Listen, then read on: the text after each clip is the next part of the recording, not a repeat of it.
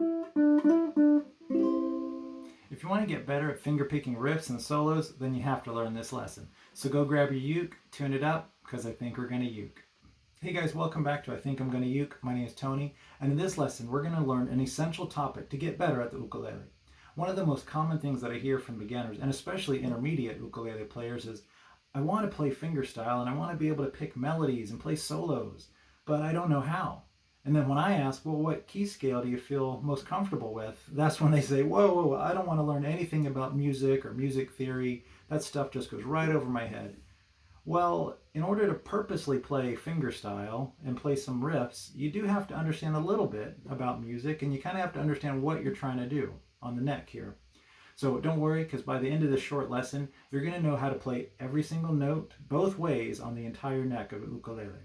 So I'm going to show you a fast way to learn how to play all the scales both ways, and how to use that kind of like a map to guide you, so that way you'll know how to play exactly what you want. By the way, if you're new to the channel, or maybe you're even new to the ukulele, then you're going to like it here, because I love teaching people how to play this wonderful instrument. I have a lot of free lessons teaching you tips and techniques, giving you all the skills and tools that you need to just let your heart sing out through the ukulele. So you know what to do and what to click on down there. All right, well, let's get into it. I do have a video teaching about major scales using a phone number rather than the traditional way to memorize scales. So if you haven't seen that video, you might want to check it out after this one. I'll put a link at the end of the video to that one. But basically, if you can remember a phone number, if you can remember 221-2221, that's 221-2221. Call now, operators are standing by. That's 221-2221. All right, for legal reasons, I don't advocate making any prank phone calls, but I can't stop you. So what does that have to do with the ukulele? Well, let's start on the open G string. Now, it doesn't matter if you have a high G or a low G. I just happen to have my low G today. So it's still the same either way. So we're going to play our open G. We're going to skip down 2 frets with our first finger on A. Skip down 2 more frets with our third finger on B. Skip down just 1 fret with our 4th finger on C. And notice the number of frets we skipped is 2, 2, 1. That's the first part of the phone number. Now we're going to skip down 2 more frets to the 7th fret, but let's slide our whole hand down, putting our first finger on the 7th fret. That's for D. Put our second finger, we're skip 2, E, skip 2 more, F sharp, and then finally put our 4th finger on G. So that's the whole octave from G to G. All right, let's continue this exercise, except we're going to go on the C string. And we skip the frets based on that phone number, 221, 2221. So we're going to play an open C, skip down 2 to D, skip down 2, but play with our third finger on E, skip down 1 for F. We're going to slide our whole hand down to the 7th fret for G, skip 2 for A, skip 2 for B, and then finally our last one on C. Now, if you notice on the C scale, there are no sharps or flats, where all the other scales do have a sharp or flat. So don't worry about it right now. Just sharps and flats are basically the same. They're just the in-between notes. All right, let's hop over to the E string, our open E. We're going to follow the same pattern of E, F sharp, G sharp, A. We're going to slide down to the 7th fret with our first finger for a B, C sharp, D sharp, E. Finally, let's play through the A scale on our open A string.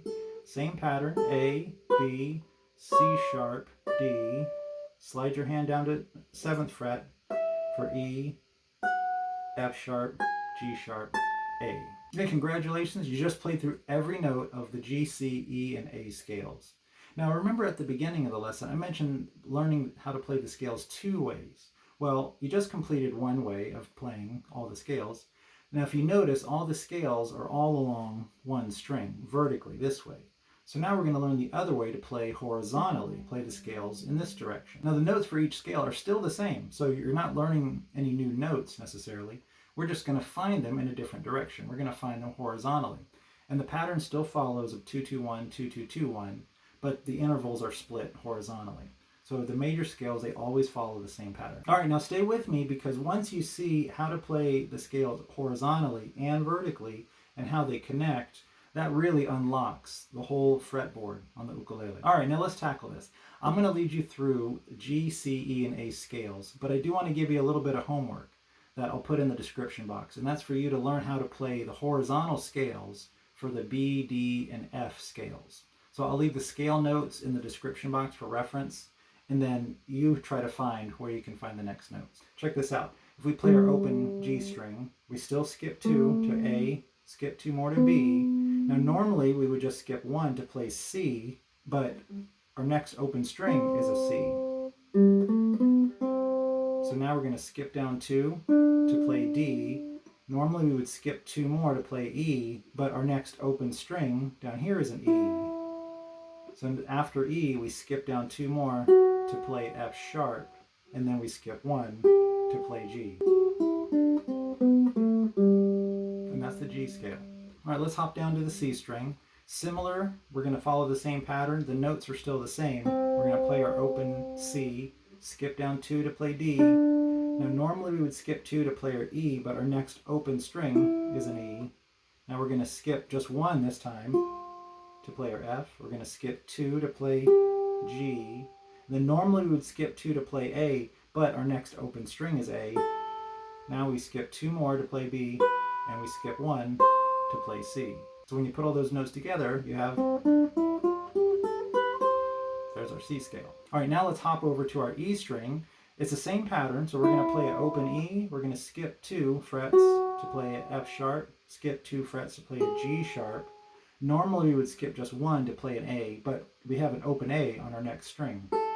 So there's our open A. Now we're going to skip 2 to play B, skip 2 to play C sharp, skip 2 more with our third finger to play a D sharp, and then with our fourth finger, play our E. Now finally we get to the A scale. Now when you get to the A string, there's no extra strings, right? So basically your scale on the A is still the same as your vertical scale. So we have an open A, we skip 2 for B, skip 2 for C sharp, skip 1 for D, slide our whole hand down in this case for E, F sharp, G sharp, and A. All right, now playing through the scales themselves isn't really that difficult, or maybe it's not that exciting. But once you kind of see the concept, because when you're playing through the scales, you'll start to notice, oh, the same notes are appearing all over the neck. And when you see that, whether you're playing vertically or horizontally, it gives you other places where you can jump to connect those notes together. And that's really what starts to unlock the power of the neck, of the fretboard here. All right, let's say you want to play a simple riff or a fill in a song, like maybe you're strumming along and there's an instrumental break, or sometimes there's an extra measure that you're strumming in between the verse and the chorus or the bridge. And it'd be nice to just play a short little riff to fill that measure. Well, let's pretend that the song is in the key of C, just to keep it simple. And we'll play just a very, very simple riff, maybe something like this. So it's all in C. Notice I played it on the vertical scale this way. Now, when we're going horizontal, you remember there was another C over here on the 3rd fret on the 1st string, which if you strum the whole thing, that is your C major, but this C is the root or the bass for that chord. Now that we know we found it horizontally, we can play that exact same fingering over here, but starting here. Okay, now this gives you an option because one, you can play the exact same riff here, but maybe next time around when you're strumming that song and the next verse comes along or the next instrumental break, we're reinforcing that fill, but we're playing it in a different place, right? So it sounds more interesting, but we're actually using the same fingering that we did up here.